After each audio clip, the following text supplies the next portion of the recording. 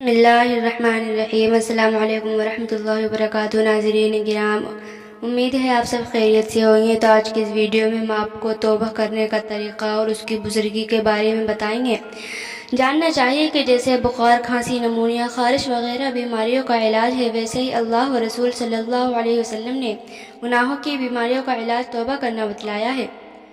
جیسے کہ بخار وغیرہ بیماریوں سے آدمی کا بدن کمزور اور ناقص ہو جاتا ہے، ویسے ہی ایمان گناہوں کی بیماریوں سے کمزور اور ناقص ہو جاتا ہے۔ اس کا علاج یہ ہے کہ جب کسی مسلمان کو کسی گناہ کی بیماری لگ جائے تو بہت جلدی توبہ کر کے اس کو بدن سے دور کرے۔ اللہ تعالیٰ فرماتا ہے کہ جس بندے نے توبہ کی اور ایمان لایا اور اچھے عمل کیے تو ایسے بندوں کے گناہوں کو اللہ تعالیٰ نیکیوں سے بدل دے گا۔ دیکھو، دنیا میں دو قسم کے لوگ ہیں۔ ایک تو وہ ہیں کہ گناہ کی پرواہ ہی نہیں کرتے، تو ایسے لوگوں سے کلام کرنا ہی بیکار ہے۔ دوسرے وہ لوگ ہیں کہ گناہ چھوڑ دیتے ہیں لیکن وہ پھر ہو جاتا ہے، پھر چھوڑ دیتے ہیں اور اس کے بعد پھر پاؤں پھسل جاتا ہے اور اسی پریشانی میں عمر گزر جاتی ہے، لیکن پھر بھی وہ گناہ ان سے نہیں چھوٹتا۔ تو ایسے لوگوں کے لیے اللہ تعالیٰ نے اس آیت شریف میں، جس کا ترجمہ ہے اوپر بیان ہوا ہے، علاج توبہ کرنا بتلایا ہے۔ اور توبہ کا نسخہ بہت ہی مفید ہے۔ جو شخص تھوڑا سا بھی اللہ کے عذاب سے ڈرتا ہوگا وہ ضرور گناہوں کو چھوڑنا چاہے گا۔ اللہ تعالیٰ نے اپنی مہربانی سے بتلا دیا ہے کہ توبہ کرنے سے گناہ کی عادت اور اس کا تقاضا بدل جاتا ہے۔ یہ ایک بے محنت بوٹی ہے، اس کے لیے کہیں جانا نہیں پڑتا۔ اس بوٹی میں بڑی تاثیر ہے، مگر اللہ تعالیٰ کے بتلائے ہوئے علاج کی لوگ قدر نہیں کرتے۔ صاحب آزما کر تو دیکھو، اگر اثر نہ ہوا تو پھر شکایت کرنا۔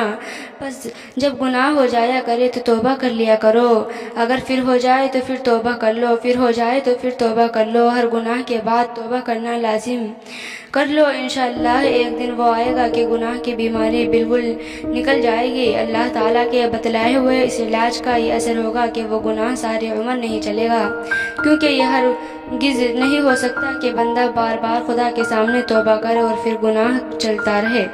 رسول پاک حضور صلی اللہ علیہ وسلم کے جس شخص نے مرد یا عورت ہر گناہ کے بعد توبہ کر لی، وہ گناہ بڑا نہ رہا، اگرچہ اس نے ایک دن میں 70 دفعہ کیا ہو۔ سبحان اللہ، کتنی آسان تدبیر بتلائی کہ جب گناہ ہو جائے تو توبہ کر لو۔ مگر بات یہ ہے کہ جب شیطان نے دیکھا کہ یہ تو بڑا تاثیر والا نسخہ ہے، لوگ اس کو بڑھتے اور گناہ کرانے میں جو میں نے کوشش کی تھی وہ ساری مٹ جائیں گے، تو اس نے دھوکہ دیا اور یہ سمجھا دیا کہ جب توبہ کے بعد پھر گناہ ہو جائے گا تو پھر ایسی ہی توبہ سے کیا فائدہ۔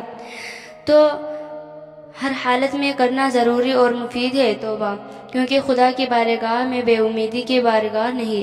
اگر 100 بار بھی توبہ ٹوٹ چکی ہو تب بھی لوٹ آؤ، بے امید نہ ہونا چاہیے۔ افسوس ہے کہ اللہ و رسول صلی اللہ علیہ وسلم کا بتلایا ہوا ایسا مفید نسخہ مگر شیطان برتنے نہیں دیتا۔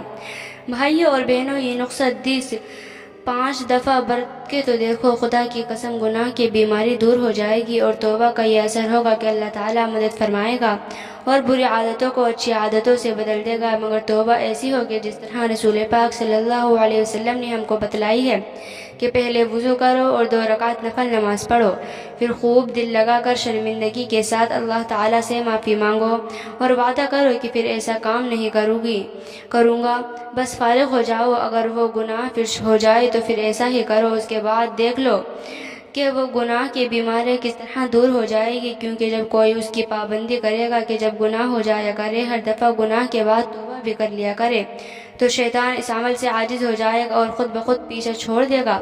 یہ حکمت ہے توبہ کرنے میں۔ جب شیطان پیچھا چھوڑ دے گا تو ظاہر بات ہے کہ اچھے کام ہونے لگیں گے۔ قرآن و حدیث سے اچھی طرح ثابت ہو گیا کہ جب گناہ ہو جایا کرے تو اسی وقت توبہ بھی کر لیا کرو، پھر ہو جائے تو پھر توبہ کر لو۔ کیسی سستی اور آسان بوٹی ہے اور کتنا با اثر نسخہ ہے۔